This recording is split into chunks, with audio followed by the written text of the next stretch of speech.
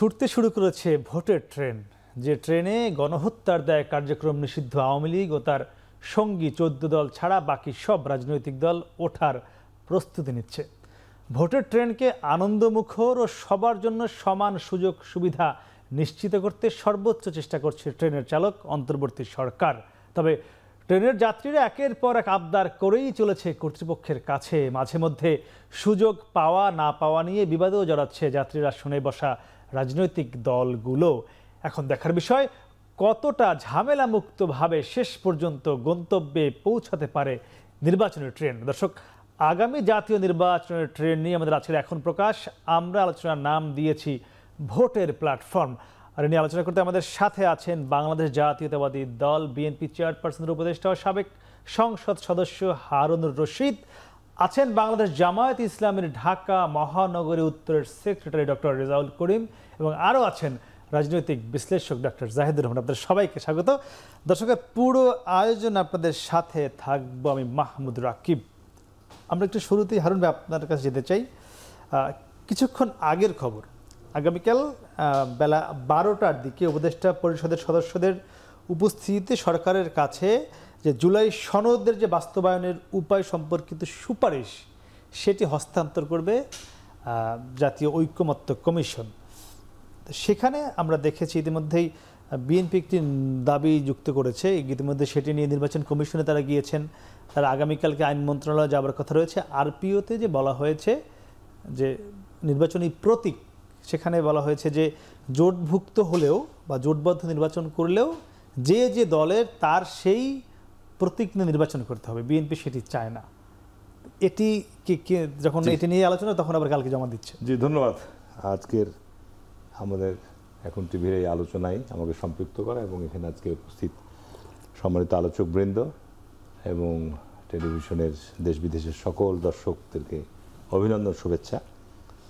ভোটের ট্রেন শুরু হয়েছে যাত্রা, এবং এই ট্রেনের আমরা যারা যাত্রী তারা এখন আমরা এটাকে এগিয়ে নিয়ে যেতে চাই। এটি আমাদের সকলেরই, গোটা জাতিরই প্রত্যাশা, এবং সেটা অবাধ সুষ্ঠু সুন্দরভাবে যেন গন্তব্য পৌঁছতে বাধা বিঘ্ন ঝড়ঝাপটাতে যেন আমরা কোনোভাবেই বাধা বিঘ্নর মধ্যে না পড়ি, সেটা আমাদের সবার চাওয়া। সেটা এখন বিষয়টা হচ্ছে যে আপনার এখানে মূলত যে বিষয়টা নিয়ে আজকে যে বিষয়টা আমাকে প্রশ্ন করলেন যে জোটবদ্ধ নির্বাচনের ক্ষেত্রে প্রতীক যার যার দল ও নিবন্ধিত যারা, তারা তাদের নিবন্ধিত দলের প্রতীকই তাদেরকে নির্বাচন করতে হবে। আসলে জোটটা হয় কেন, এটা একটা গুরুত্বপূর্ণ বিষয়। কিন্তু বিভিন্ন মত পথের রাজনৈতিক দলগুলোকে নিয়েই কিন্তু জোট অতীত হয়েছে, ভবিষ্যতে হবে, এখনও হচ্ছে। এবং যারা জোট শরিক যারা, তারা প্রত্যাশা থাকে যে এই জোটের সাথে অংশগ্রহণ করলে আমরা বিজয়ী হতে পারবো। যে কারণে এখানে যেটা জনপ্রিয় প্রতীক বা জনগণের কাছে যেটা সবচেয়ে বেশি পরিচিত প্রতীক, সেই প্রতীক গ্রহণ করার ক্ষেত্রে আগ্রহ থাকে। অতীতে যেটা ছিল যে জোটবদ্ধ দলগুলোর মধ্যে যারা নির্বাচন করেছে তাদের নিজেদের প্রতীক নিয়েও এটা তার অপশনাল ছিল, যে নিজেদের প্রতীকও করতে পেরেছে, অথবা আমরা জনপ্রিয় যে প্রতীক মূল দলের বড় দল সে দলের প্রতীক নিয়ে নির্বাচন করেছে। যেমন আমাদের সঙ্গে ধরেন জামাত ইসলাম বিভিন্ন অতীতে জোট ছিল, বা শেখ হাসিনার সঙ্গেও 14 দলীয় যে জোট ছিল। দেখা গেছে অতীতে 14 দলীয় জোটের মধ্যে অনেক শরিক অতীতেও জোটবদ্ধ থাকার পর তাদের নিজের প্রতীকও নির্বাচন করেছে। আবার গত কয়েক টার্ম আবার দেখা গেল যে নৌকা নিয়ে করেছে। আবার দেখা গেল আপনার জামাত ইসলাম যখন নিবন্ধন বাতিল হয়ে গেল 2018 সালে জামাত ইসলাম কিন্তু ধানের শীষ নিয়ে নির্বাচন করেছে। এছাড়া অন্যান্য সময় দেখা গেছে তাদের প্রতীক নিয়ে নির্বাচন করেছে। সুতরাং এইটা আমি মনে করি যে নির্বাচন কমিশন এই জায়গাটা মানে আগের পূর্বের যে অবস্থায় ছিল সেটা রাখাটাই যৌক্তিক হবে। এই কারণে যে আমাদের দেশে এখনও ছোট রাজনৈতিক দলগুলো এখনও সেইভাবে তাদের জনভিত্তি বা সেইভাবে আপনার জনগণের কাছে তাদের প্রতীককে পরিচিত করে উঠতে পারে না। কিন্তু সে তো তার যে আপনাদের বিএনপি তো নিশ্চয়ই সেই আসনে প্রার্থী দিবে না যেখানে আপনার জোটের কাউকে প্রার্থী দিবেন, তাহলে বিএনপির ভোটগুলো তো সে প্রার্থী তো দিবে না। সেটা প্রার্থী না দিলেও আপনার ঝুঁকিটা তো অবশ্যই আছে। ঝুঁকিটা আমাদের দেশের সাধারণ ভোটাররা আপনার প্রতীক এবং ব্যক্তি এই দুটো খুব ইম্পর্টেন্ট প্রত্যেক নির্বাচনী এলাকায়। একদিকে যেমন প্রতীক ইজ ভেরি ইম্পর্টেন্ট, প্লাস আপনার ওইখানে নির্বাচনে যে প্রার্থী হচ্ছে সেও ইম্পর্টেন্ট। এখন প্রতীক এবং প্রার্থী দুটোর সমন্বয় এখানে হচ্ছে। এখন ধরেন যে যারা ধানের শীষ নিয়েও যদি কেউ নির্বাচন করে বিএনপি থেকেই, সেখানেও কিন্তু প্রতীক এবং প্রার্থী দুজনই গুরুত্বপূর্ণ। আর এখানে তো জোটের শরীরদেরকে যখন দেখা হচ্ছে তারা কিন্তু বিএনপির কাছে আননোন, বিএনপির ভোটারদের কাছে আননোন, সংগঠনের কাছে আননোন। সুতরাং এরকম ব্যক্তিকে দিতে গেলে সেই ক্ষেত্রে ধানের শীষ দিলে তো স্বাভাবিক কারণেই দলের একটা বাধ্যবাধকতা কর্মীদের এসে যায়, যেটা আমাদের প্রার্থী। যে কারণে এখানে অতীতে আপনার এই ধরনের অপশন ছিল যে প্রার্থীরা তাদের নিজেদের উন্মুক্ত ছিল, এখন সেটি উন্মুক্ত নাই। আমি মনে করি যেটা এটা ক্ষেত্রে না, সেটা তো বিএনপি মনে করছে। আমি একটু রেজাল্ট আপনাদের কাছে জানতে চাই, এই জায়গা থেকে আপনাদের অবস্থানটা কি? আপনারাও কি? জি, বিসমিল্লাহির রহমানির রহিম। ধন্যবাদ আমার সম্মানিত শ্রদ্ধেয় সহ আলোচক বৃন্দ এবং যারা দেখতে পাচ্ছেন দর্শক শ্রোতা মণ্ডলী। প্রথম কথা হচ্ছে অ্যালায়েন্স যেটা হয়, পলিটিক্যাল অ্যালায়েন্সগুলো এটা ইস্যু ভিত্তিক হয়, কিন্তু ইলেকশন যখন আসে তখন দলগুলো যারা থাকে সেখানে অ্যালায়েন্সের মধ্যে তাদের অন্যতম টার্গেট থাকে যে তাদের বিজয়ী হওয়া। এখন যেটা বলা হচ্ছে যে আসলে রাজনৈতিক দলগুলো অথবা প্রতীকগুলো সবাই কিন্তু সমান পপুলার না এবং সবাইকে সমানভাবে চেনেও। আমাদের দলগতভাবে এখন এই মতামত আমি দেখিনি এই ব্যাপারে আমাদের দলের অবস্থান, কিন্তু আমি যেটা মনে করি সেটি হচ্ছে যে দুটিই আছে। একটি হচ্ছে তার এই প্রতীক নিয়ে যেমনি তার বিজয় হওয়ার একটা সুযোগ তৈরি হয়, আবার আরেক দিকে যদি তার এই সারা জীবনে যদি এই প্রতীকটা যদি পরিচিত না করানোর চিন্তা, তা সে কোনো দিন ছোটো বড় হবে কিভাবে, সেই সুযোগটাও তো তার মানে স্থিমিত হয়ে যায়। সুতরাং দুটোই কিন্তু এখানে আছে। ইমিডিয়েট যেই সুবিধা সেটা তো অবশ্যই পাওয়া যায়, কিন্তু যদি বড় দলের যে প্রতীকের সুবিধা, হ্যাঁ অবশ্যই, কিন্তু ভবিষ্যতের রাজনীতির প্রশ্নে তো যদি হয় যে না আমার এই প্রতীকটাই একদিন অনেক বড় হবে এবং অনেক পপুলার, হ্যাঁ সেই জায়গা থেকে তো অবশ্যই সেটা ভিন্নতা আছে। কিন্তু হঠাৎ করে এবার যে উদ্যোগটা নেওয়া হয়েছে সেটির ব্যাপারে হয়তো অনেকেই এখন ভাবছেন। তো ইতিমধ্যেই তো বিএনপির পক্ষ থেকে তারা সেদের ওপিনিয়ন দিয়েছে, আমাদের দলের পক্ষ থেকে আমি এখনো দেখিনি দলগতভাবে হয়তো সেই ওপিনিয়নটা দেওয়া। আচ্ছা, বিএনপি এই বিষয়টা এখানে যতটা সহজভাবে বিএনপি বললো বা জামাত বললো, কিন্তু আমি যদি বিএনপির অ্যাক্টিভিটিস দেখলাম বা আগামীকাল তাদের যে এই বিষয়ে কর্মসূচি রয়েছে তাতে তারা বিষয়টি এত সহজভাবে নেয়নি, তারা খুব জোরালোভাবে নিয়েছে। তারা চায় যে বিএনপির প্রতীক, আমি যদি বিএনপির কথাই বলি, যে জোটের দল যে কারো প্রতীক, কথাটা এরকম, এরকম যে কারো যে দলটি যাতে সেই মানে বিএনপির কেউ চাইলে অন্য নাম মার্কাও নিতে পারবে। মানে বিএনপি এত সিরিয়াস ভাবে নিয়েছে নাকি সহজভাবে নিয়েছে, কি মনে হয় আপনার? মানে দুটো দিক আছে, মানে বিএনপি নিজের স্বার্থ আছে, বিএনপির শরিকদেরও সিরিয়াস স্বার্থ আছে। মানে একটা জিনিস খেয়াল করুন, একটা মার্কা 50 বছরের অধিক সময় ধরে আপনারা আমাদের স্লোগান দিতে দিতে আমরা কি করতাম নির্বাচনের সময়, খেয়াল করেন মার্কাটা কি দেখবেন, ধানের শীষ বলছে, নৌকা বলছে, দাড়িপাল্লা বলছে, লাঙ্গল। আমরা 4টা মার্কাকে বলতে পারি বাংলাদেশে, দুটো টপে ছিল, নৌকা, ধানের শীষ, এরপর পরে দাড়িপাল্লা এবং লাঙ্গল। মানে এগুলো আপনি বছর বছর বছর দশক দশক ধরে মুখস্থ করে ফেলেছেন। সুতরাং নির্বাচনের সময়, এই নির্বাচনের সবচেয়ে বৃদ্ধ মানুষটা, বৃদ্ধ মানুষ, অসুস্থ মানুষ, আমরা একসময় দেখেছিলাম যে হাঁটতে পারেন এমন মাকে কোলে নিয়ে গেছেন, এইরকম ভোট কিন্তু এবার হবে। এখন এত মানুষকে আপনি একটা নতুন সিম্বল চেনানো খুব কঠিন। রেজাউল ভাই যেটা বলছেন, হুইচ ইজ রাইট, যে একটা দল এটা চিন্তা করা উচিত, কিন্তু এই নির্বাচনটাই বহু বছর পর একটা নির্বাচন হচ্ছে। এখন বিএনপি চাইবে যে সিটগুলো সে ছাড়ছে এগুলো যাতে জিতে আসেন তারা। তাদের তো একজন পটেনশিয়াল ক্যান্ডিডেটকে বাদ দিয়ে তারা এটা করছেন। তার পটেনশিয়াল ক্যান্ডিডেট যদি দিতেন সেক্ষেত্রে কিন্তু ধানের শীষ হতো, যদি বিদ্যমান আইন বলবৎ থাকে। তাহলে এখানে ধানের শীষ না হওয়ার কারণে যদি হেরে যায় এটা বিএনপির জন্য লস। দ্বিতীয় হচ্ছে যে দলগুলো জোটে আছেন তারা এই ছাড়টা পাচ্ছেন, এবং আবার রেজাউল ভাইয়ের কথার পাল্টা একটা যুক্তি এরকম যে তিনি হয়তো সিম্বল নিচ্ছেন না, কিন্তু উনি যদি পার্লামেন্টে যেতে পারেন, ওখানে যদি পারফর্ম করতে পারেন, সেটা কিন্তু তার দলকে রিপ্রেজেন্ট করাবে অনেক বেশি করে। কারণ উনি ধানের শীষ নির্বাচিত হলেও ওনার ভোট এবং ওনার আসন লেখা হবে কিন্তু তার দলের নামে, তার ভোট কত পার্সেন্ট সেটাও দলের নামে লেখা। আপনার কাছে কি মনে হয় যে মানে আমি ধানের শীষ নিয়ে পার্লামেন্টে গিয়ে আমি ধানের শীষের বিরুদ্ধে কথা বলবো? খুব সম্ভব, খুব সম্ভব। আমি মনে করি হবে এই পার্লামেন্টে হবে, দেখবেন এটা।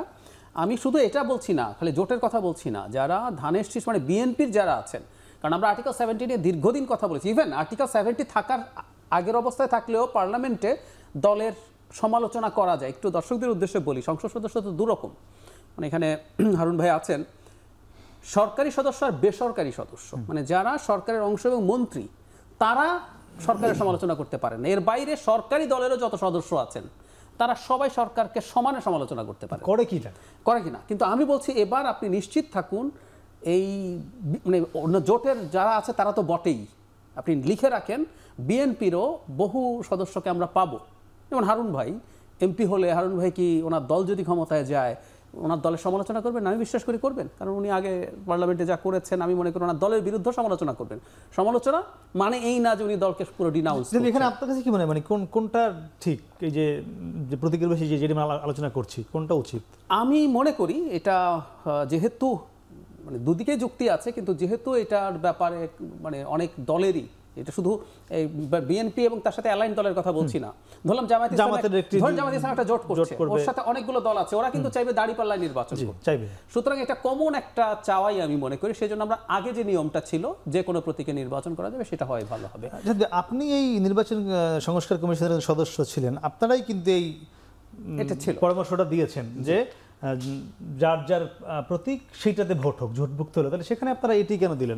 মানে এখানে একটা ব্যাপার বলছেন যে এটি ঠিক না, কিন্তু আপনারাই পরামর্শ দিয়েছেন। আমি একটা কমিশনের সদস্য এবং বুঝতেই পারেন যে এই কমিশনে সব সিদ্ধান্তের সাথে আমি ব্যক্তিগতভাবে ঐক্যমত্য পোষণ করি না, এখানে আমি ব্যক্তি হিসাবে বলছি, কিন্তু আমি এটাকে ওন করি এইভাবে আমাদের মধ্যে কথা হয়েছে, শেষ পর্যন্ত এই সিদ্ধান্তটা হয়েছে।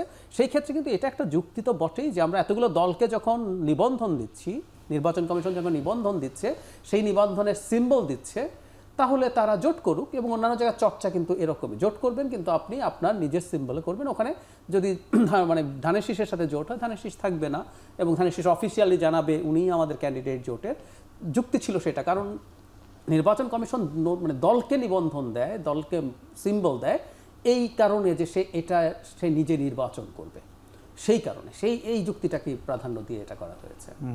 আচ্ছা, এবং আপনারা যখন পরামর্শ নিয়েছেন, তারা তো পরামর্শ দিয়েছে, বিএনপি দিয়েছে, জামাত দিয়েছে না, আমি যতদূর জানি বিএনপি পরামর্শটা কিন্তু এখন যেটি আরপিওতে হয়েছে, সংশোধন হচ্ছে, এই পরামর্শটি দিয়েছিল। আমি খুব মনে করতে পারছি না এটা, মানে এখানে যেটা হয়েছে আমরা কিন্তু দলগুলোর সাথে আমাদেরকে বলে দেওয়া হয়েছিল, প্রাথমিক কমিশনগুলো কেউ দলগুলোর সাথে সরাসরি বসেনি, তাদের রিটেন আমি মনে করতে পারছি না সেখানে সেটা ছিল। জি, এটা যদি একটু বলি হারুন ভাই, বিএনপি কিন্তু শুরুতে এই পরামর্শটি দিয়েছিল যেটা এখন বাস্তবায়ন হতে যাচ্ছে, তো সেটি এখন বিএনপি বিরোধিতা করছে। না, আমি এই ব্যাপারে জানি না যে বিএনপি রিটেন কি পরামর্শ দিয়েছিল, সেটা ব্যাপারে আমি জানি না। আর একটা বিষয়, শুধু আপনি দলের দিক থেকে অনেক সময় অনেক রাষ্ট্রের গুরুত্বপূর্ণ ব্যক্তি যারা জীবনে রাজনীতি দলের সঙ্গে সম্পৃক্ত ছিল না, এরকম ব্যক্তিদেরকেও কিন্তু আপনার নির্বাচনে নমিনেশন দেওয়া হয় দল থেকে। ধরেন যে অবসরপ্রাপ্ত দেওয়া হয়, কিন্তু তারা কিন্তু তাদের কর্মময় জীবনে কখনোই রাজনৈতিক দলের সাথে সম্পৃক্ত ছিল না। এখন তাকে যদি আপনি এরকম একটা মার্কা দেওয়া হয়, কেন দেওয়া হয়? যে তার গুরুত্ব, তার প্রয়োজন পার্লামেন্টে যদি কোনো দলের না হয়, সেটা তো দলে যুক্ত হয়েই নিয়ে আসা হয়, যে কারণে আপনার নিয়ে আসা হয়। কি কারণ? তখন তাকে প্রতীক দেওয়া হয় ধানের শীষ, ধরেন বা যারা জনপ্রিয় যেসব প্রতীকগুলো ছিল। এখন এখানে যারা আমাদের জোটভুক্ত হচ্ছে, তাদের জোটভুক্ত হওয়ার ক্ষেত্রে তাদের আকাঙ্ক্ষা তো যে তারা নির্বাচিত হয়ে পার্লামেন্টে যাবে, এবং আমি জাহিদের সাথে একমত যে তারা পার্লামেন্টে গিয়ে কি তারা দলের কথা বলবে না, তাদের যে দলীয় যে ম্যানিফেস্টো আছে, কেউ আপনার শ্রমজীবী মানুষের কথা বলে, কেউ আপনার ধর্মীয় লাইনে কথা বলবে, এটা স্বাভাবিক কারণে যারা ওখানে আমাদের মধ্যে যেমন ইসলামী ঐক্যজোট থাকতে পারে, তারা গিয়ে তারা স্বাভাবিক কারণে তাদের দলের কথা তো অবশ্যই। ধানের শীষ নিয়ে যেটা উনি বললো যে নির্বাচিত, তাদের মূল টার্গেটটা হচ্ছে নির্বাচনে জিতে পার্লামেন্টে যেতে পারা, তারপরে আপনার তাদের যে দলের কথাবার্তা সেই জায়গায় তো তারা দলের সাথে কম্প্রোমাইজ সেখানে করবে না। তার মানে অর্থ যে বিএনপির বিরোধিতা করবে এটা করবো না। হ্যাঁ, আমি একজন পার্লামেন্ট মেম্বার হিসাবে, যেটা জাহিদ ভাই বললো সরকারি সদস্য হিসেবে, আমি এখন দেখি যে আপনার দেশে যদি দুর্নীতির লাগামহীন আপনার বিস্তার করছে, তো সেখানে আমি তো অবশ্যই বলবো যে সরকার বা দুর্নীতি দমন কমিশন এখানে ব্যর্থ হচ্ছে, কেন কাজ করছে না। এটা আর কি পার্লামেন্ট মেম্বার হিসেবে এই জায়গাগুলো যেগুলো জনগণের মৌলিক বিষয়গুলো, সেই জায়গাগুলো তো আমরা বলতে পারি। একটা ছোট প্রশ্ন করবো, আজকে জামাতের নায়েবে আমির ডক্টর আব্দুল্লাহ মোহাম্মদ তাহের, উনি একটি সেমিনারে বলেছেন যে সুষ্ঠু ভোট না হলে বাতিল করে নতুন ভোট দেওয়া হবে। প্রধান উপদেষ্টার কাছে তারা এমন ঘোষণা চায় জামাত, এবং সেটি চায় নির্বাচনের আগেই। না, এটা তো আপনার আছে আরপিওর মধ্যে, আপনার যে বর্তমান যে আরপিও আপনার করেছে যদি নির্বাচন যেসব একটা নির্বাচনী এলাকায় একটা কেন্দ্রে যদি আপনার গোলযোগ হয়, বিশৃঙ্খলা, তাহলে নির্বাচন স্থগিত হয়ে যাবে বলা আছে, বা আপনার এরকম একাধিক কেন্দ্রে যদি এরকম গোলমাল আছে, ওই গোটা নির্বাচন এলাকা পুনরায় নির্বাচন হবে, আছে তো সুতরাং আপনার এখানে আপনি 300 আসনে তো আপনার নির্বাচন সমস্ত স্থগিত করে দেওয়ার প্রয়োজন করবে না। আপনি একটা নির্বাচনের আয়োজন করছেন, 300 আসনের মধ্যে ধরেন যে সে 20টা আসনে এরকম হতে পারে, 30টা আসনে হতে পারে, সেই জায়গাগুলোতে আপনি পদক্ষেপ গ্রহণ করবেন। আর আপনি তো সুস্পষ্টভাবে বিধানগুলো নিয়ে আসা হয়েছে যে এগুলো যদি সত্যিকার কথা শুনেন, আরপিওতে যে আমাদের দেশের সংকট শুধু নির্বাচন কমিশন না, বাংলাদেশে আইনের অভাব নাই কিন্তু প্রয়োগের অভাব সর্বক্ষেত্রেই। আমরা যদি আইনগুলো যথাযথভাবে চর্চা করি, বাস্তবায়ন করি, আমরা সবকিছু কিন্তু সুন্দরভাবে দেশে আমরা চালাতে পারি। এই যেটি দাবিটি করেছে, এটি বিকেলের দিকে আপনি নিশ্চয়ই দেখেছেন, এই যে সুষ্ঠু ভোট না হলে নতুন করে ভোট দিতে হবে, বাতিল করতে হবে, মানে এই সংখ্যাটি কেন কাজ করছে জামাতের মধ্যে? না, এই সংখ্যা তো কাজ করবেই, কারণ 15 বছর তো ইলেকশন হয়নি এখানে। সুতরাং মূল কথাটা যেটা আসলে আমরা এই যে সংস্কার যারা ইলেকশন করেছিল তারা কিন্তু আবার এই মুহূর্তে দেশের মূল জায়গায় নাই, বা তারাই না, তারা মূল জায়গায় না থাকলেও তাদের দোসরেরা কিন্তু জায়গায় জায়গায় বসা আছে। আপনাকে এটা স্বীকার করতেই হবে যে আওয়ামী লীগের দোসর বিভিন্ন জায়গায় কিন্তু তাদের কার্যক্রম কিন্তু তারা পরিচালনা করছে। দ্বিতীয় হচ্ছে, এটা আমরা দাবি জানিয়েছি যে অবশ্যই প্রশাসনকে দোসর মুক্ত করতে হবে, লেভেল প্লেইং ফিল্ড লাগবে। এখানে যে কথাটা গুরুত্বপূর্ণ সেটি হচ্ছে যে আপনার এই দাবি আরপিওতে আছে, এটাকে এখন আরও সামনে নিয়ে আসা। দ্বিতীয় হচ্ছে যে আপনার যে ইলেকশনটা আমরা করতে যাচ্ছি, এই ইলেকশনে জনগণের যেই মানে মতের যেই প্রতিফলনটা আমরা দেখতে চাই, অর্থাৎ দীর্ঘদিন পরে যে ইলেকশনটা হচ্ছে, এটা নিয়ে মানুষের মধ্যে বিরাট আকাঙ্ক্ষা তৈরি হয়েছে, বিরাট, এবং নতুন প্রজন্মের মধ্যে সে আকাঙ্ক্ষা আছে, নারী ভোটারদের মধ্যে সে আকাঙ্ক্ষা আছে। তো সুতরাং এই জায়গাটাকে আপনি যদি কনফার্ম করতে না পারেন, কারণ আগে তো মানুষ ভোট কেন্দ্রে গিয়ে দেখতো যে তার ভোটটা কিন্তু আগে হয়ে গেছে, বিভিন্ন ধরনের সমস্যা আমরা এত বেশি দেখেছি। সুতরাং ওই যে বলে না যে মানে কেউ যদি চুন দিয়ে যদি মুখ পোড়া যায় তাহলে দই দেখলে সে ভয় পায়, ওই রকম অবস্থাটা আসলে দাঁড়িয়েছে। সেই জায়গা থেকেই ডাক্তার সৈয়দ আব্দুল্লাহ মোহাম্মদ তাহির ভাই এটাকে আরও সামনে নিয়েছেন। এখানে আরও দুইটা কথা তিনি বলেছেন, সেটি হচ্ছে যে রাজনৈতিক দলগুলোকে ডিক্লেয়ার করতে হবে যে তারা মানে যে তাদের দলীয় ঘোষণার বাহিরেও রাজনৈতিক দলগুলোর সেই ঘোষণা আসতে হবে এবং সেটা টিভিতে মানুষ দেখতে পাবে, অর্থাৎ যাতে একটা দলের প্রধান অথবা দলের পক্ষ থেকে যখন বলা হবে যে এই বিষয় মান্য করা হবে, এইভাবে যদি গোলযোগ হয় তাহলে এইভাবে হবে, আমরা এইভাবেই চাই, তাহলে কিন্তু যারা এখানে সমস্যা ক্রিয়েট করে, অর্থাৎ আমাদের যে হুন্ডা গুন্ডার যে প্রিভিয়াস যে হিস্ট্রিটা আছে, সেই জায়গাটা তখন হয়তো জনগণের আরো সচেতনতা আসবে যে না, আমি একটা ঘটনা করলেই কিন্তু কাউকে বিজয়ী করা সহজ হবে না, ইলেকশনটা কিন্তু বন্ধ হয়ে যাবে। আপনি বলছেন যে মানে এই শঙ্কার কথা, আবার আজকে সালাউদ্দিন আহমেদে বলেছে যে এবার জনগণই ভোট পাহারা দেবে, তার মানে তার মনের মধ্যে নিশ্চয়ই কোনো শঙ্কা থেকে তিনি বলেছেন যে ভোট দুই দলই শঙ্কা প্রকাশ করছেন, প্রধান দুই দল। অবশ্যই না, আমার মনে হয় সংখ্যাটা একই রকম, যে আমরা যদি এই অর্থে বলি যে যারা ভোট কেন্দ্রে বিশৃঙ্খলা তৈরি করে অথবা করবে, ইলেকশন বন্ধ হয়ে যাবে। আর ওই অর্থে যদি বলি যে জনগণ দীর্ঘদিন এখানে ভোট দিতে পারে নাই, তাদের মধ্যে প্রচণ্ড এক আগ্রহ আছে, তাহলে জনগণই কিন্তু ভোট কেন্দ্র পাহারা দেবে। সুতরাং দুটো কিন্তু ল্যাঙ্গুয়েজ, গ্লাস পুরোটা খালি অথবা অর্ধেকে পানি আছে, একই রকম আর কি। সেই জায়গাটায় আমরা দেখতে চাই বিরুদ্ধে যাব। আমি যদি বলছিলাম যে জামাতের সংখ্যা প্রকাশ করছে যে আবার বিএনপি করছে, কি আসলে জামাতের সংখ্যা কিন্তু একদম ভিন্ন, আমরা এই জিনিসটা ধরতে পারিনি সম্ভবত। আমি এটা আগেও পড়েছি, খেয়াল করলাম জনাব তাহের গোটা নির্বাচন বাতিলের কথা বলছেন। জি, মানে 5, 10, 15, 20 সিটের কথা না, স্পষ্টভাবে উনি এই গ্যারান্টি নতুন নির্বাচন দেবেন, মানে পুরো নির্বাচন বাতিল করে নতুন নির্বাচন দেবেন, এই ঘোষণা প্রধান উপদেষ্টা দিতে হবে। প্রধান উপদেষ্টার এই ধরনের কোনো এখতিয়ারই নাই, আসলে একেবারেই নেই। নির্বাচন কেমন হয়েছে, কি হয়েছে, এই এখতিয়ার প্রধান উপদেষ্টাই নেই। আমরা এতদিন একটা কথা বলতাম যে আমাদের কনস্টিটিউশনাল লিমিট, তাহলে কার আছে? এই নির্বাচন কমিশন পুরো নির্বাচন বাতিল করে দেব, সব নির্বাচন বাতিল, নতুন করে নির্বাচন হবে, এই এখতিয়ার নেই। আরপিওতে শেখ হাসিনার সময় একটা অদ্ভুত নিয়ম করা হয়েছিল আগে, যে পুরো আপনার কনস্টিটিউয়েন্সি নির্বাচন বাতিল করার ক্ষমতা কিন্তু আগে ছিল, এটা বাতিল করে দেওয়া হয়েছিল এই হাসিনার এই যে 24 নির্বাচনের আগে।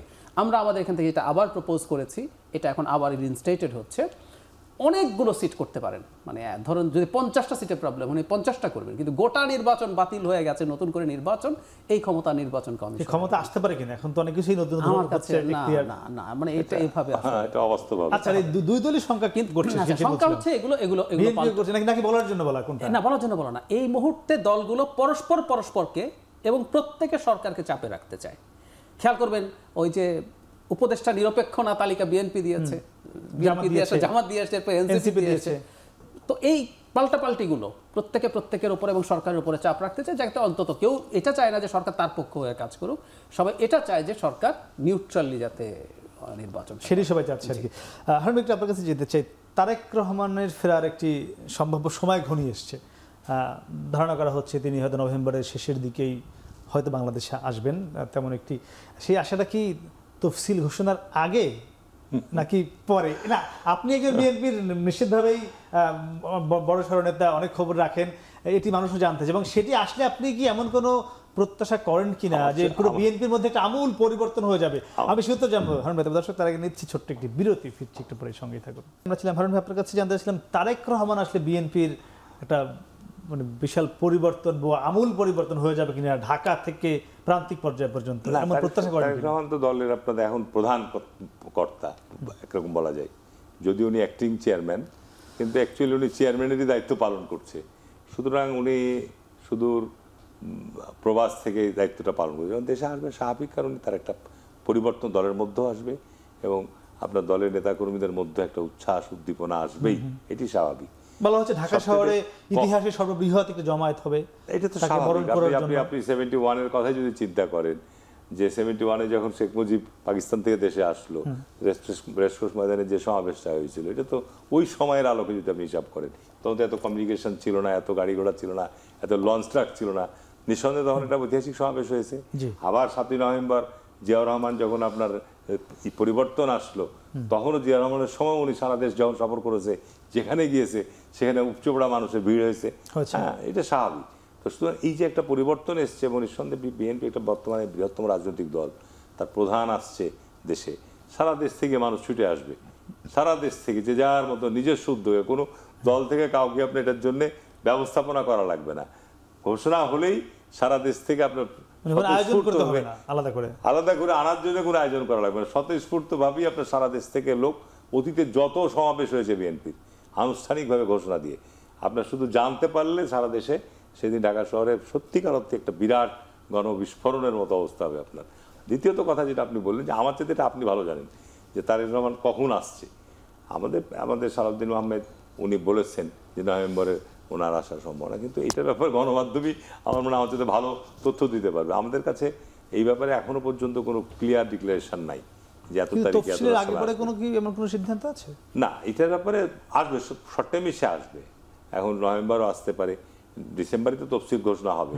সুতরাং ধরে নেওয়া হচ্ছে যে আমাদের আগামী মাসে উনি আসতে পারেন, এটা একটা দলের শীর্ষ জায়গা থেকে বলা হয়েছে। আচ্ছা, উনি আসলে একটি, আপনি বলছিলেন যে গণবিস্ফোরণ হয় মানুষের একটি আশা আকাঙ্ক্ষার, সেই যে রেসটা, গণবিস্ফোরণের রেসটা, সেটি প্রান্তিক পর্যায়ে পর্যন্ত বিএনপির হাতে এখন মানুষ যে নিপীড়িত হচ্ছে, চাঁদাবাজি হচ্ছে, দখল হচ্ছে, নানান অভিযোগ রয়েছে গণমাধ্যমে, এটি কি বন্ধ হবে? আপনার কি ধারণা? না, শুনেন, এখানে ব্যাপার হচ্ছে যে একটা পরিবর্তন এসছে, তো এখন একটা পরিবর্তনের পরে সারা দেশে এখনো গণমাধ্যম এবং আপনার আমাদের সামাজিক যোগাযোগ খুবই আপনার ব্যাপকভাবেই, এর মধ্যে কিছু গুজব আছে, কিছু সত্যতাও আছে, ঠিক আছে না? যেন আমার এলাকায় আমি বলবো, চাঁপাইনবাবগঞ্জ জেলায় এ ধরনের কোনো ঘটনাই নাই।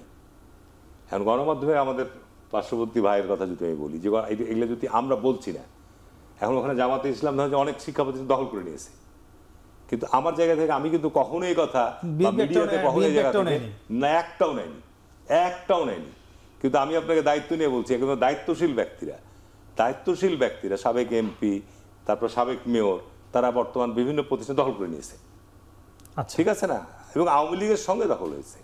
এখন ধরেন যে এই কথাগুলো কিন্তু মিডিয়াতে যেভাবে সামাজিক যোগাযোগ মাধ্যমে জামাত ইসলামের জায়গা থেকে আসছে বা বলা হচ্ছে, আমরা কিন্তু আসলে দেশের এই একটা পরিবেশটা এমন একটা জায়গা আনতে চাচ্ছি যে একে অপরের বিরুদ্ধে এইভাবে দোষারোপে আপনি পরিবর্তন আনতে পারবেন না।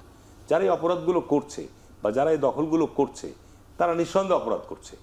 আমি তো সাবেক 5 বারের এমপি হিসেবে আমি তো আপনার ইচ্ছা করলে আমার এলাকার প্রতিষ্ঠানগুলোতে আমি বিভিন্ন জায়গায় পদ পদবি গ্রহণ করতে পারতাম, আমাদের দলীয় লাইনের লোক কিন্তু আমি ওদিকে নজরই দিইনি, যে কারণে আমাদের অনেকে বলছে না যে বিএনপি এইখানে চাঁদাবাদি করছে আর জামাত ইসলাম আপনার হাসপাতাল আর আপনার বিশ্ববিদ্যালয় আর কলেজ দখল করছে।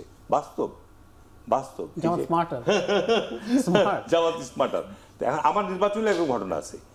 ইভেন আপনার এই যে আপনার কলেজের সভাপতি হচ্ছে জামাতের সাবেক এমপি, একটা দুটো না, 3-4টা প্রতিষ্ঠানের। বিএনপির কেউ কি নাই কোনো কলেজের? না, একটাও নাই, একটাও নাই। মানে আমরা এটার ক্ষেত্রে তো ইন্টারেস্টেড হইনি, তার কারণ এখন কেয়ারটেকার সরকার, আমি এই মুহূর্তে যদি নিতে যাই, এটা কিন্তু খুবই একটি মানে অবিশ্বাস্য। আমি আপনাকে প্রকাশ্য বললাম, আমি বললাম, আপনি খোঁজ নিয়ে দেখেন যে আমরা তো ওখানে 3টা এমপি আমরা ওখানে নির্বাচিত ছিলাম, তো শুধু ওখানে খোঁজ নিয়ে দেখেন এরকম কোনো উদাহরণ পাবেন না, উদাহরণ পাবেন না। বা আমরা এটাকে কেন্দ্র করে ডিসির কাছে বা ইউএনওর কাছে গিয়ে তদবির করেছি, বিরক্ত করেছি, এরকম নজির নাই, নজির নাই। জি জি, আমরা আপনার এখানে আপনার চাঁপাইনবাবগঞ্জের আমরা জানতে পারতাম। আমি কোন গণমাধ্যম কোন নিউজে এ পর্যন্ত একটা তথ্য দিতে পারবেন না। না বললাম চাঁপাইনবাবগঞ্জের জামাতের নেতা এখন এখানে থাকলে আমরা হয়তো সেটি জানতে পারতাম আসলে কি রেজাল্ট। ও জামাতের নেতার সাথে আছে তো, জামাতের আছে তো। যেটি বলছিলেন যে গণবিস্ফোরণ তারেক রহমান আসলে যেটি হবে, এই গণবিস্ফোরণ যে ঘটবে মানুষের মধ্যে, হারুন ভাইয়ের দাবি অনুযায়ী এই গণবিস্ফোরণে জামাত ভীত কিনা?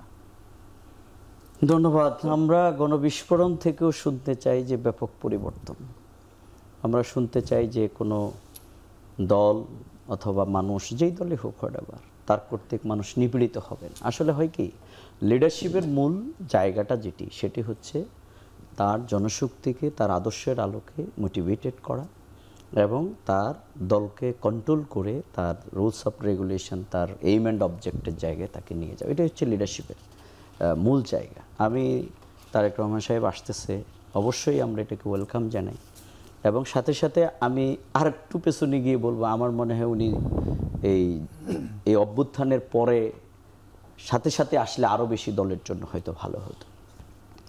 সেই জায়গা থেকে এখন আসতেছেন।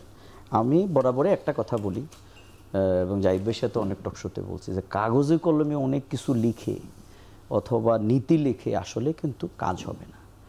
আমাদের যতক্ষণ পর্যন্ত ইথিক্যালি, মোরালি আমাদের একটা লক্ষ্য, একটা ইডিওলজিকে আমরা বেস করে, অর্থাৎ সংস্কারের জায়গাটা ব্যক্তির না হবে, ততক্ষণ পর্যন্ত কোনো কিছুই তো আমাদের কাজে আসে। কারণ আমরা এই দেশ স্বাধীন হওয়ার পরেও তো যার নেতৃত্বে বিস্ফোরণ দেখছিস, তিনি কিন্তু আজকে কোন জায়গায় এসে দাঁড়িয়ে আছে।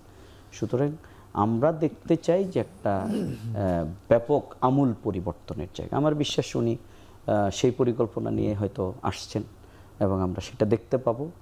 আর যেটি আমি গুড সাইন মনে করি, আমি বরাবরই এটা বলি, এই সরকারের অনেক ব্যর্থতা, এই সিচুয়েশন, অনেক কিছু বলা যাবে, কিন্তু দুইটা জিনিস আমার কাছে মোর সিগনিফিকেন্ট মনে হয়। একটা হলো এই যে ঐক্যমত্য কমিশনে জাহিদ ভাইরা ফর্মুলা দিচ্ছেন, আমরা দীর্ঘ সময় এগুলোর উপর আলাপ আলোচনা করতেছি রাজনৈতিক দলগুলো, এটা বাংলাদেশের হিস্ট্রিতে অনেক, আমি মনে করি একটা ওয়ান্ডারফুল ঘটনা।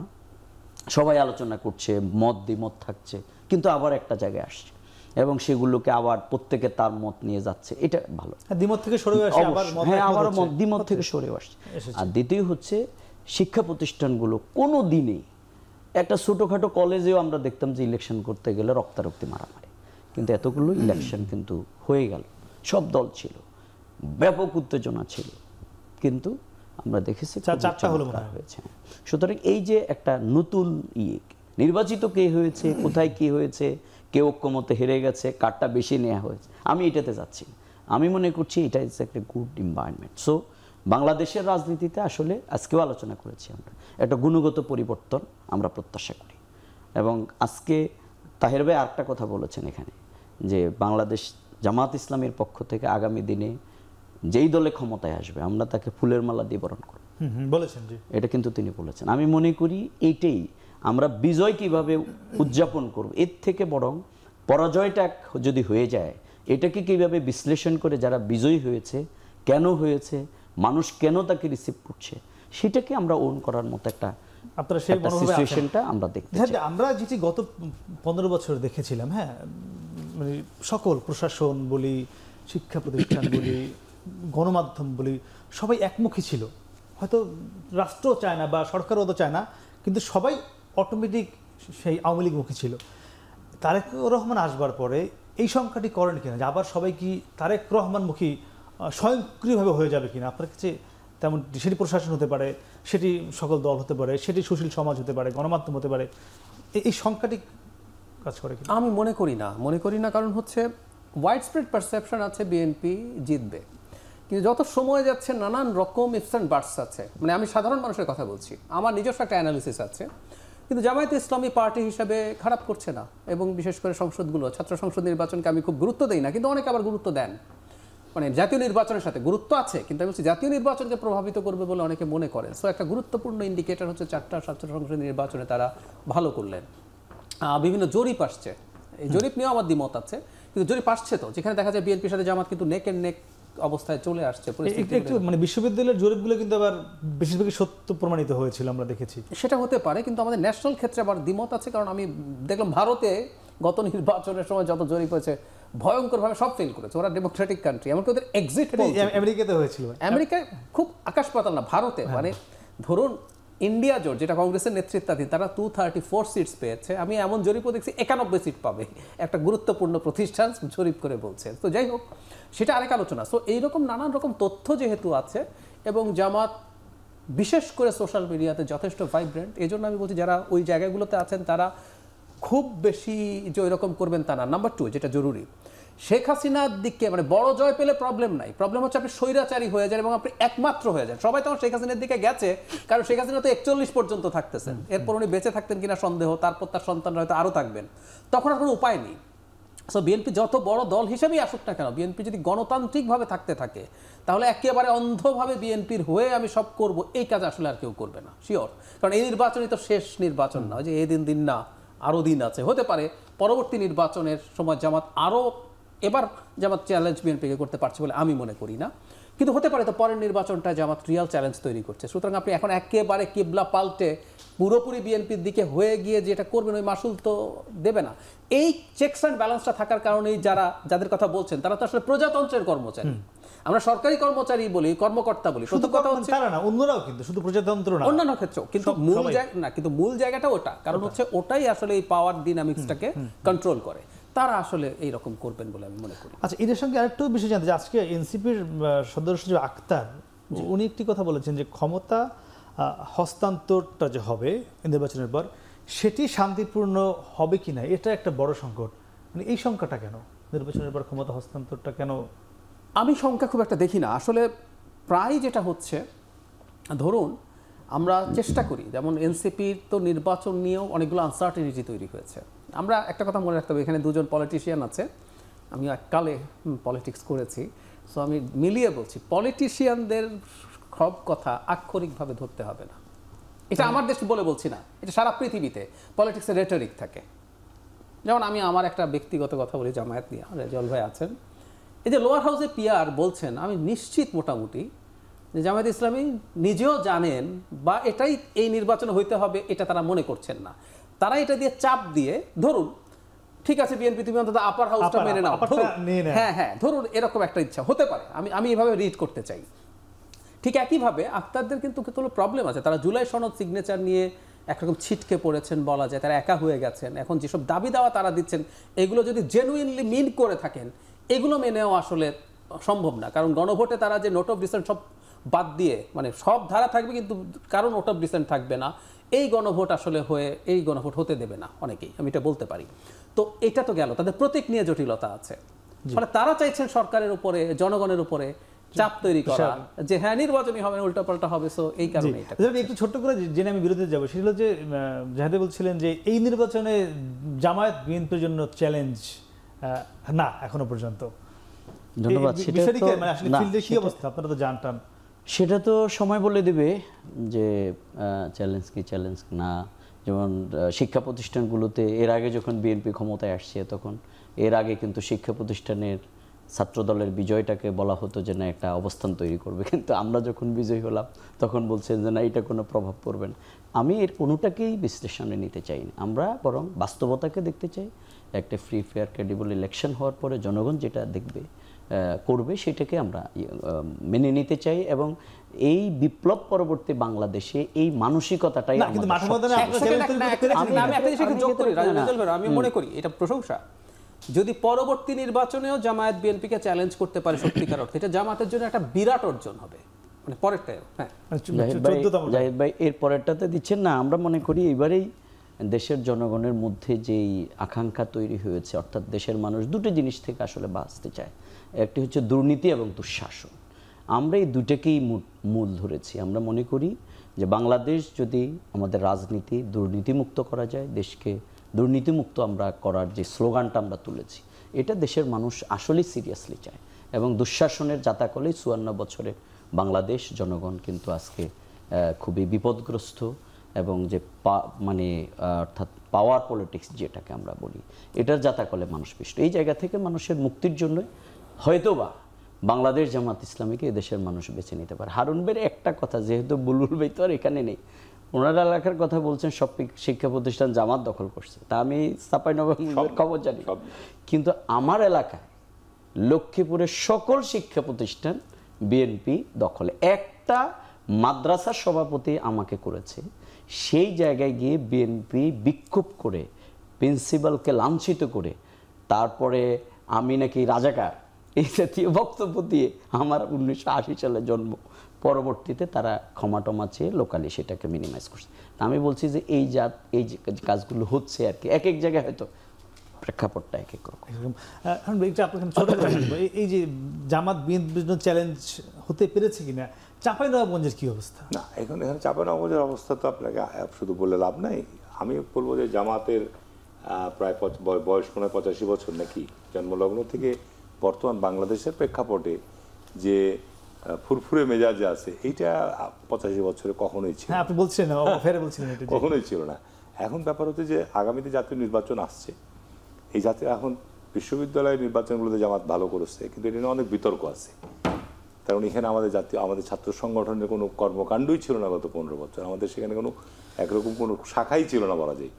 তো এই অবস্থায় নির্বাচন হয়েছে, নির্বাচন অংশগ্রহণ করেছেও দল, ঠিক আছে, নির্বাচন আবার 1 বছর পর হবে। আর জাতীয় নির্বাচনের ক্ষেত্রে জামাত সব আসনে মনোনয়ন দিয়েছে, তারা সেখানে কাজও করছে, ঘোরাঘুরিও করছে।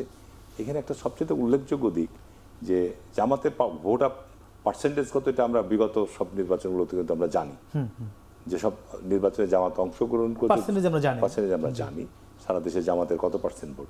নিশ্চয়ই এই ভোট আপনার একেবারে এই পরিবর্তনের ফলে লম্ফ দিয়ে আপনার 40% বা 50%-এ চলে যাবে না। আমার কাছে আমি যেটা দৃশ্যমান দেখছি যে আমরা কথা বলছি একরকম, সামাজিক যোগাযোগ মাধ্যমে একরকম প্রচারণা চালাচ্ছি, কিন্তু জামাতে ইসলামের লোকদের সঙ্গে আওয়ামী লীগের যে বর্তমান খাই খাতির এবং তাদের সঙ্গে যে আপনার মেলামেশা, এটা অকল্পনীয়। যে আওয়ামী লীগ জামাতে ইসলামের শীর্ষ নেতাদেরকে মৃত্যুদণ্ড দেওয়ার পর কফিনে থুতু নিক্ষেপ করেছে, জুতা নিক্ষেপ করেছে, তাদের বাড়িতে গিয়ে আপনি ভোট চাচ্ছেন, তাদের ইউনিয়ন পর্যায়ে থানা পর্যায়ের নেতাদের বাড়িতে গিয়ে আপনি তাদেরকে বলছেন আমাদের জন্য দোয়া করবেন, তাদের কবর জিয়ারত করছেন। এই ধরনের ঘটনা তো ঘটছেই। বিএনপির ঘটছে না একটাও? বিএনপি তো আপনার নির্বাচন করে আসছে আওয়ামী লীগের সঙ্গে প্রতিপক্ষ হিসেবে, কমিটিতে নিয়ে নিচ্ছে, ঠিক আছে না? এখন এই পরিবর্তিত পরিস্থিতিতে আওয়ামী লীগের ভোটটা কোন দিকে যাবে? জামাতের দিকে যদি কিছু যায়, জামাতের ভোটার পার্সেন্টেজ বাড়বে, ঠিক আছে না? এখন ভোট কোন দিকে যাবে? যারা ভোট দিতে যাবে তারা জামাত ইসলামকে ভোট দিবে না বিএনপিকে ভোট দিবে? 2 দলের মধ্যে একটা দলকে চয়েস করবে, এটা আপনি অপেক্ষা করেন ভোটের জন্য। এটার জন্য আপনার এখন পর্যন্ত বিএনপির অনেক জায়গায় আওয়ামী লীগের ভোটাররা, আওয়ামী লীগের লোকজনরা বিএনপির একসাথে হয়তো জনসভায় বা পথসভায় সব অংশগ্রহণ করছে, বাট বিএনপি আওয়ামী লীগের একেবারে নেতৃস্থানীয় লোকদেরকে গাড়িতে করে নিয়ে ঘোরা বা তাদেরকে নিয়ে আশ্রয় দেওয়া নেভার, আমার জানা নাই কোথাও। নিশ্চয়ই আওয়ামী লীগের অনেক লোকের সঙ্গে আপনার এখনো পরিচয় আছে, আপনি আপনার সোসাইটিতে বন্ধু বান্ধব আত্মীয়স্বজন থাকারই কথা, আমাদের সবারই আছে। কি আওয়ামী লীগের লোকজন কি সিদ্ধান্ত নিয়েছে, যে বলছিল হারুন ভাই জামাত না বিএনপি কাকে ভোট দেবে আমি জানবো। দর্শক তবে তার আগে নিচ্ছে আবারও ছোট্ট একটি বিরতি, ফিরছে একটু সঙ্গে থাকুন। জাহিদ ভাই, আপনার কাছে প্রশ্ন ছিল, আপনার সামনে 2জন বিএনপি এবং জামাতের এমপি প্রার্থী রয়েছে, তারা একজন দাবি করছে আওয়ামী লীগ বিএনপিকে ভোট দেবে, আর একজন দাবি করছে আওয়ামী লীগ জামাতকে ভোট দেবে। আমি কিন্তু জামাতকে ভোট দিবে, আওয়ামী লীগ বিএনপি ভোট দিবে কথা আমি দাবি করি না। জামাত সেটি দাবি করে যে বিএনপিকে ভোট দেবে, আর আপনি দাবি করেন জামাতকে ভোট দেবে। আর জাহিদ ভাই, পরিচিত লোকজন আপনার আমার সবারই আছে, সবারই আওয়ামী লীগের বন্ধু বান্ধব নানান জায়গায় আছে, আপনার বন্ধু বান্ধবরা কি বলছে, কাদেরকে ভোট দেবে? আচ্ছা, মানে জাতীয় পার্টিকে দেবে এই অপশনটা কেন রাখছেন না? ও আচ্ছা, জাতীয় পার্টি একটা অপশন তো রয়ে গেছে এখনো। ইট শুড বি, মানে জাতীয় পার্টিকে যদি নিষিদ্ধ করা না যায়, খেয়াল করুন নিষিদ্ধ না হয় বলছেন, করার চেষ্টা আছে, আবারও হবে, দাবি আছে।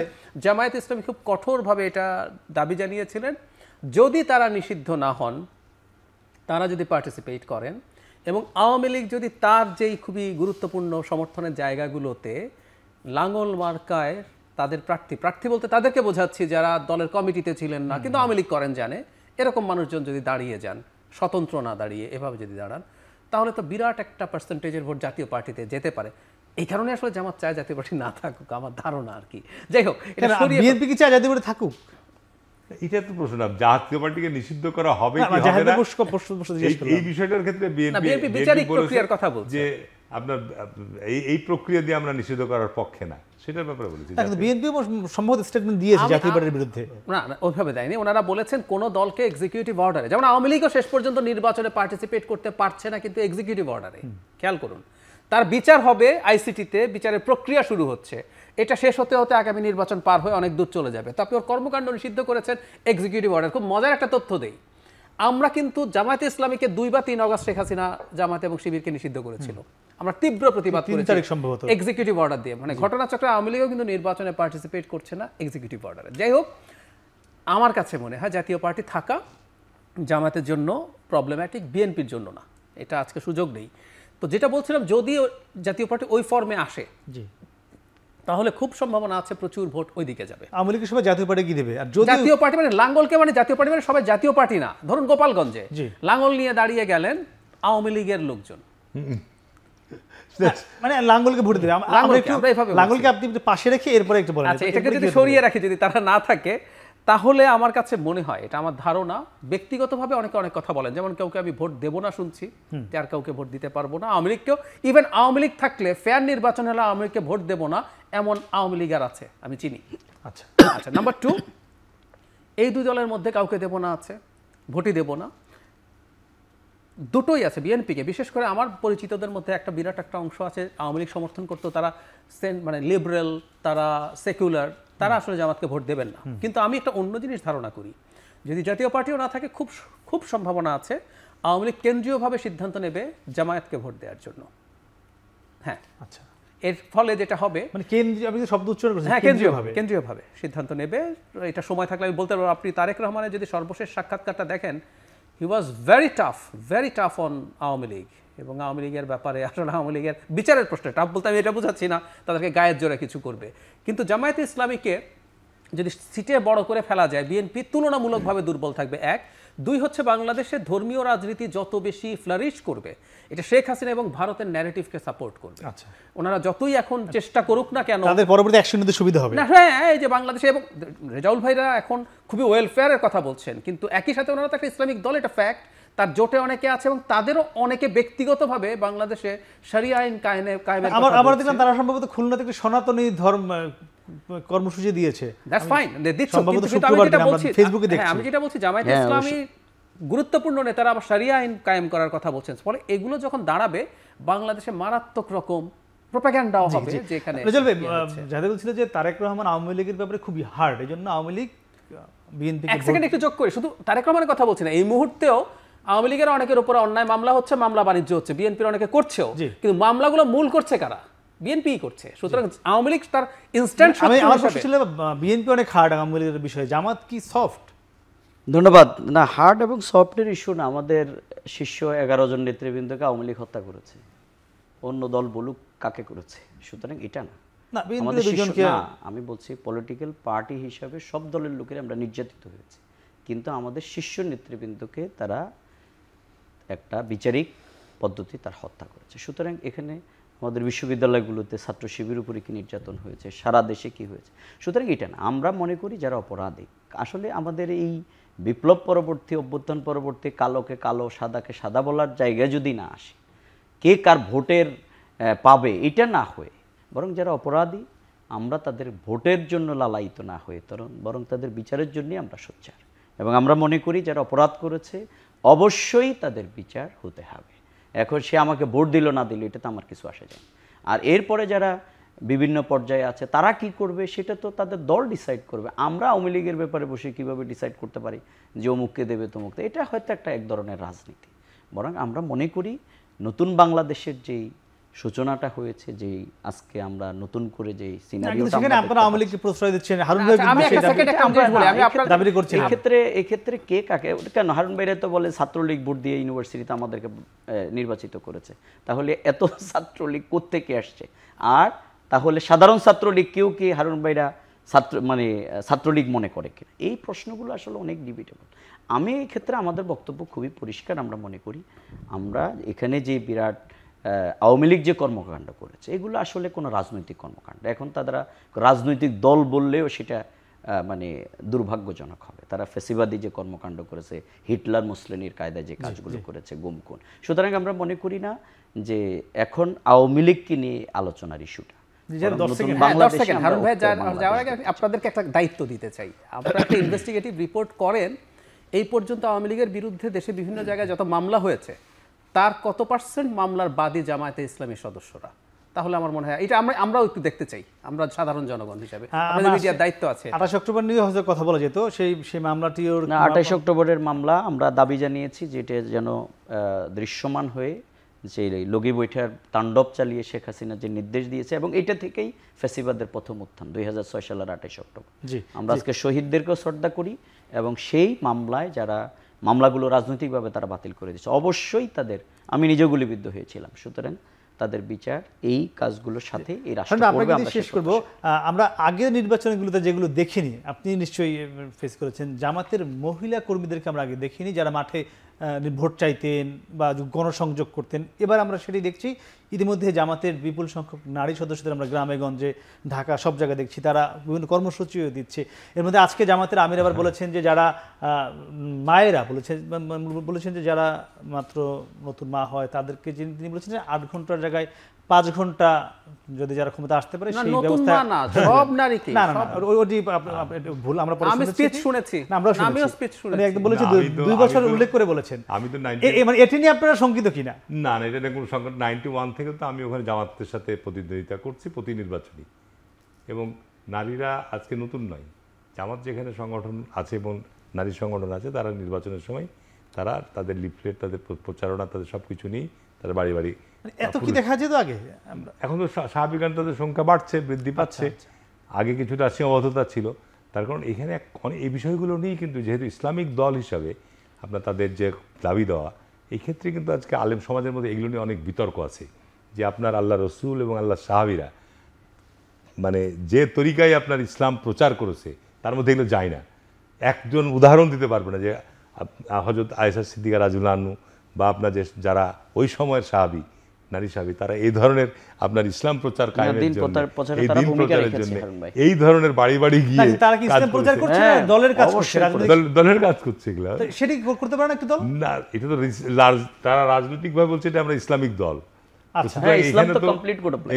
এখানে আপনাকে তাহলে ইসলামের অনুশাসনগুলোকে আপনাকে সেই জায়গায়, এই জন্য আলেমদের মধ্যে এটা নিয়ে কিন্তু ব্যাপক বিতর্ক।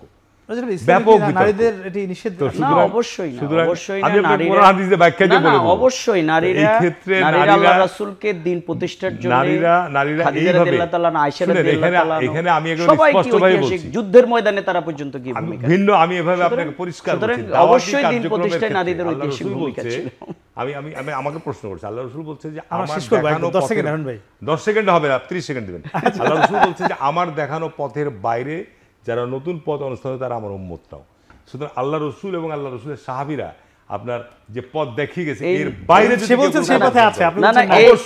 এই নতুন পথে হচ্ছে তাদেরকে কর্মকাণ্ড থেকে বাইরে নিয়ে যাওয়া, বরং দিন প্রতিষ্ঠায় নারীরা ঐতিহাসিক ভূমিকা, রাষ্ট্র পরিচালনায় তারা ভূমিকা রাখতে হবে। এটাই ইসলামিক চিন্তাবিদ, যারা ইসলামিক স্কলার, তার এই ব্যাপারে আমরা এটি জনগণই ডিসাইড করুক ইসলামে কি আছে, আমিও সেটা জানি না।